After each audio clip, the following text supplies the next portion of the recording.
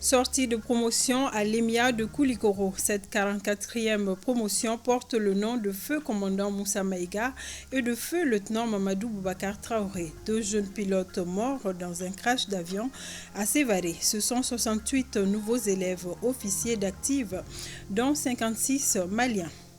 Le ministre de la Sécurité et de la Protection civile sur les lieux de l'attaque du poste de Zantigila sur la route nationale 6 Daoud Ould Mohamedine est allé constater les faits et tirer tous les enseignements de cet acte ignoble qui a causé 6 morts et 2 blessés.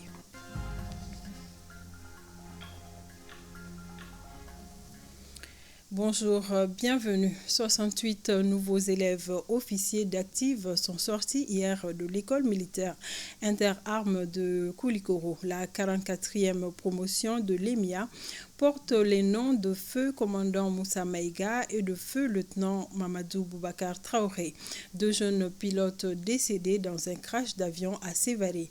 La cérémonie de prestation de serment s'est déroulée dans la capitale du Méguétan sous la présidence du chef suprême des armées, colonel Assimi Goïta. Le film de l'événement avec nos envoyés spéciaux Bourama Traoré et Tchedja Kamara. Sur l'école militaire interarmes de Koulikoro, soufflait ce vendredi matin un vent à géométrie variable, tantôt frais, tantôt chaud, mais avec un dénominateur commun, l'espoir pour l'armée malienne. Et c'est sous ce vent qu'arrive le chef suprême des armées sur la place d'armes du centre d'instruction Boubacar Sadassi, puis retentit l'hymne national.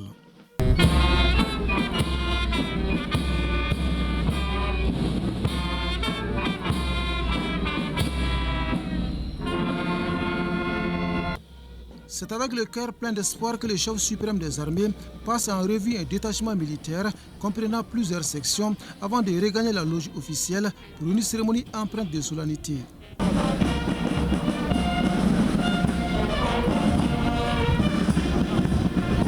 Ainsi, les 68 élèves officiers d'active de la 44e promotion de l'école militaire interarmes peuvent rejoindre la place d'armes.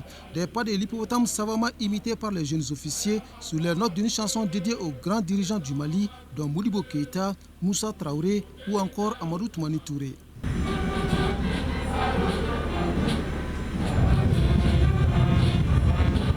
Ensuite, les 68 stagiaires, dont 8 personnels féminins d'une dizaine de nationalités, reçoivent chacun un sabre, armes de commandement et des épaulettes, signe qu'ils quittent désormais le statut d'élève officier pour celui d'officier.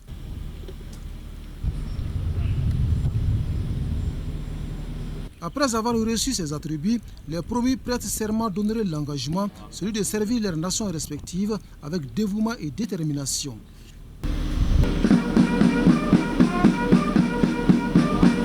À la sortie de la 44e promotion de l'EMIA, l'excellence est malienne. Al-Husseini Maïga en est le major avec une moyenne de plus de 17 sur 20. Une fierté pour lui, mais aussi une lourde responsabilité. Affirmatif. Depuis qu'on choisit les métiers des armes, on est conscient des enjeux. Et surtout maintenant, la crise que traverse notre pays, nous sommes tous conscients. Et nous acquérons le bagage nécessaire ici à l'EMIA pour y faire face. Cette consécration est le fruit de 2 années de dur labeur, mais également du leadership et du professionnalisme de l'équipe d'encadrement à laquelle un hommage est rendu. Au haut commandement militaire qui a accompagné en permanence chacune des étapes de la formation de ces futurs ex-stagiaires de l'EMIA. À l'ensemble des structures du centre d'instruction Boubacar Sadassi de Koulikoro pour leur soutien permanent, leur implication passionnés sans réserve dans la réussite de la formation des récipiendaires. Avec la sortie de la 44e promotion de l'EMIA, le nombre d'officiers au Mali se renforce. Sous les 68 stagiaires, 56 sont maliens et doivent désormais incarner les valeurs d'un bon officier. Vous êtes les derniers dépositaires de tout ce qui fait un officier, à savoir la rigueur, la droiture, le sens élevé du devoir dans tous les cas, les ardents défenseurs de la loi et de l'ordre pour le succès des armes de nos pays. Je vous invite à toujours faire preuve en toutes circonstances de force de caractère et à vous placer au-dessus de tout les intérêts de nos armées et de nos peuples. Outre les bons conseils, le cœur est aussi à la situation sécuritaire du pays, face à laquelle les forces armées maliennes adoptent une nouvelle posture pour couvrir le territoire national. C'est dans cet esprit que j'ai décidé de fixer un cap renouvelé aux armées et services, tout en réaffirmant avec force les principes qui garantissent leur efficacité. Les états-majors et directions des services ont reçu un nouveau contrat opérationnel pour parvenir à ce résultat. Le recrutement de masse en cours et les nouvelles acquisitions permettent aux femmes de se doter de capacités pour mettre en œuvre la nouvelle stratégie résolument offensive voulue par le chef suprême des armées. La 44e promotion de l'EMIA a été baptisée Feu commandant Moussa Maïga et Feu lieutenant Mamadou Boubacar Traoré, deux jeunes pilotes décédés dans un crash à Sévaré, de retour d'une mission à Tombouctou. Le chef suprême des armées a salué leur sacrifice ultime et leur patriotisme, de quoi inspirer aujourd'hui plus d'un.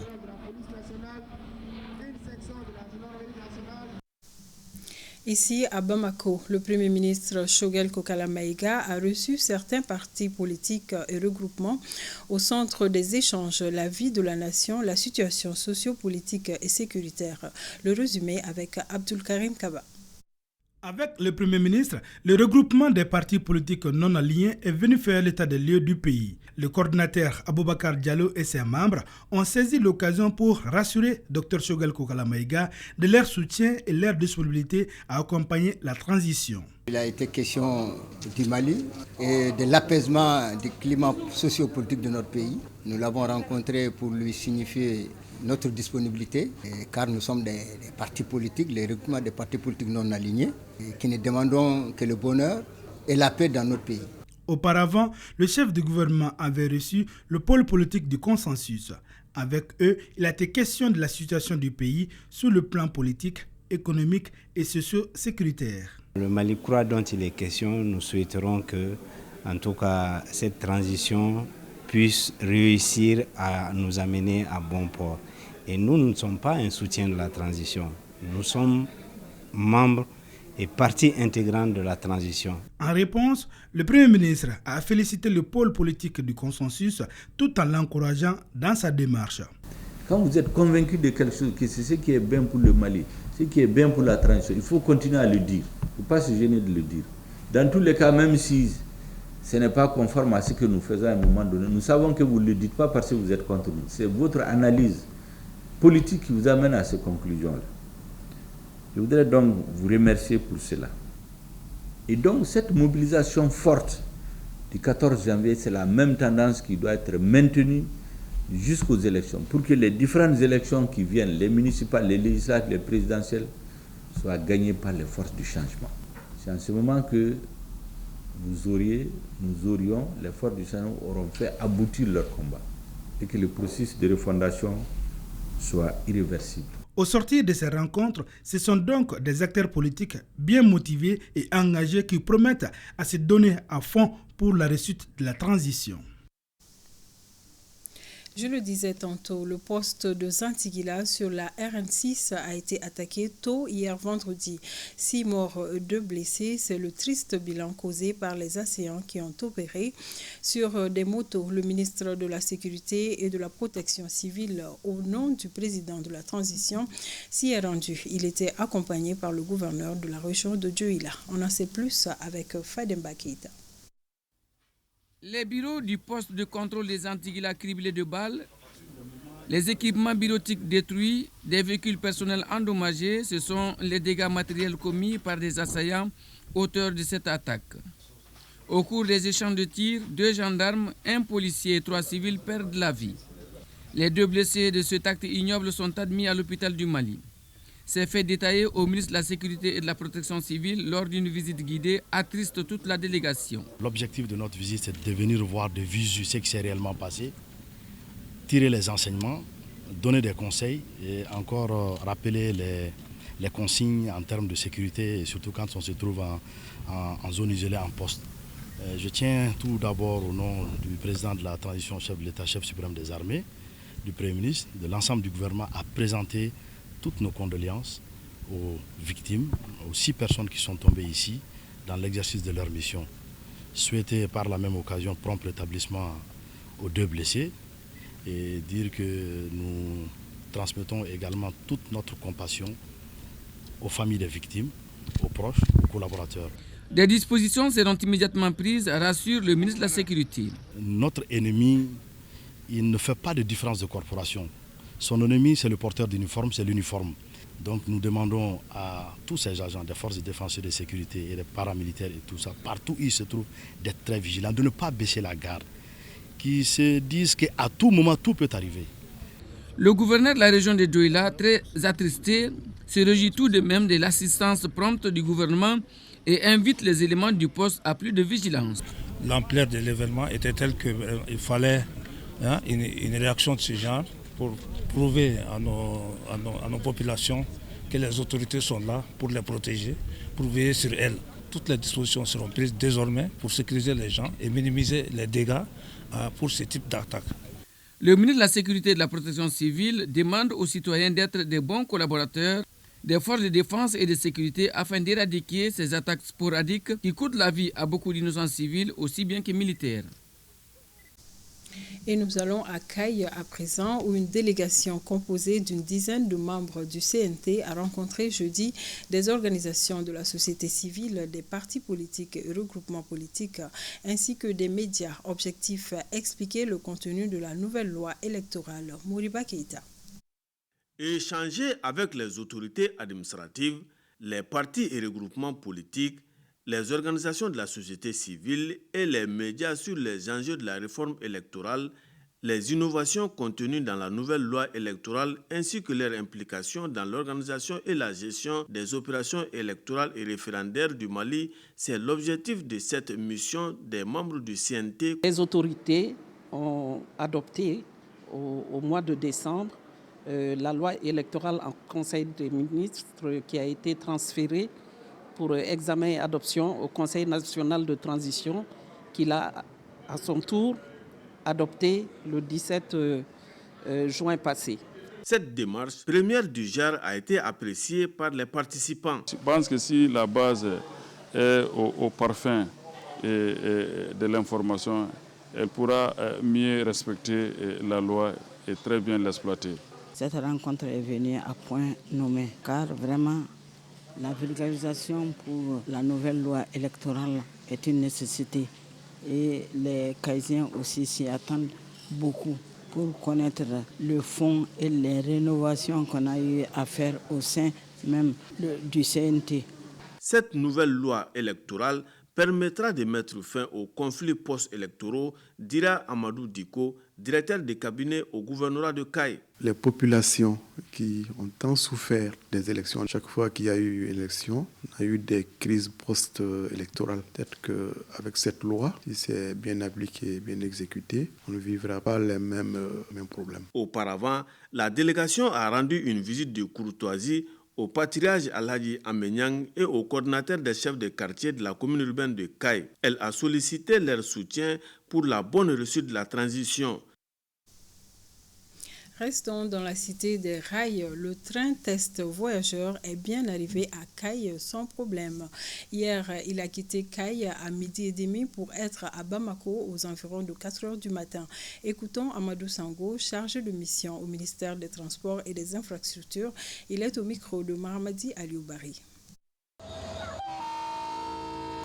L'essai a été un ouf de soulagement pour les localités concernées par le trafic ferroviaire. Pour la reprise du trafic ferroviaire, il faut 3 étapes. La première phase que nous venons de faire tout de suite a été concluante. Il reste la deuxième phase, maintenant où nous allons corriger les anomalies et les imperfections.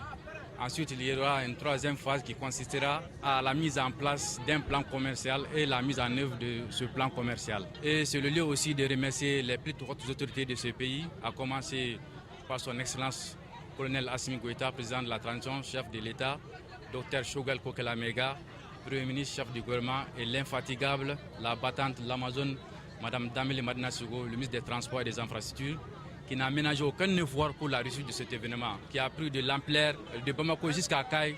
Chaque fois que nous passons, vraiment, c'était de la liesse, une joie immense.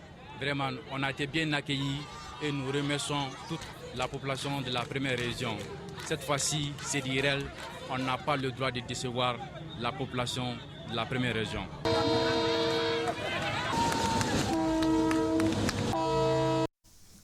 Bientôt, les scouts et guides du Mali seront membres de l'Organisation mondiale du mouvement scout. Le directeur régional du Bureau mondial du scoutisme, Centre de soutien Afrique, est arrivé à Bamako pour finaliser les documents à cet effet. Nous l'écoutons au micro de Batraouri. Je suis dans le cadre d'un travail avec les amis scouts du Mali, en leur dossier d'adhésion à l'Organisation mondiale du mouvement scout et à une étape très avancée. Donc nous venons pour finaliser les dossiers pour pouvoir les soumettre au Comité mondial du scoutisme. L'Organisation mondiale du mouvement scout compte déjà 172 pays et territoires. Donc je pense qu'il est temps que le Mali, qui a un scoutisme florissant, soit aussi partie de la fraternité scout mondiale. Travailler avec les amis, bien sûr, on est dans un pays, rencontrer les autorités administratives.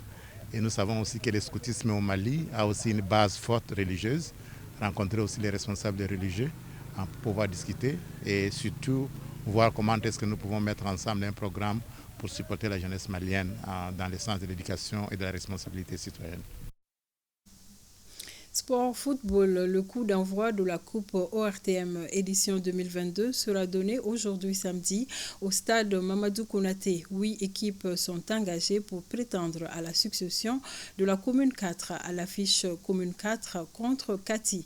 Siragatou Sissé nous donne les grandes lignes de cette Coupe ORTM. De 6 équipes en 2001 à 8 en 2022, la Coupe ORTM gagne en notoriété. Organisée pendant les vacances scolaires, la Coupe ORTM concerne les joueurs amateurs âgés de 18 ans. L'objectif recherché est la détection de jeunes talents et leur plein épanouissement en cette période de l'année. Inscrite en lettres d'or à l'agenda des activités juvéniles, la Coupe ORTM va démarrer ce samedi sur les chapeaux de roue avec un explosif Commune 4 Kati. Détentrice du trophée, la Commune 4 est dans la poule A avec Kati, la Commune 2 et la commune 5. Au niveau de la poule B figurent la commune 6, la commune 1, la commune 3 et Bougouni. L'ORTM, dans sa vision citoyenne, est accompagné par la Ligue de football du district de Bamako. Dotée d'une grosse expertise en matière d'organisation, la Ligue assure et déploie les gros moyens. L'ORTM innove cette année en initiant le prix de la mobilisation en faveur des communes. Placée sous le haut parrainage de Yacouban Tomini Diakité, la Coupe ORTM est une vitrine pour la jeunesse malienne. Les 8 équipes participantes ont été habillées par le parrain. Les arbitres et la Ligue n'ont pas été oubliés. Les 16 matchs, 12 du premier tour, les demi-finales, le match de classement et la finale sont à suivre en direct sur ORTM 2, la chaîne 2 et le site internet www.ortm.ml. Oui, c'est ça, un match à suivre à partir de 16h. Merci d'avoir suivi cette édition. Bon week-end.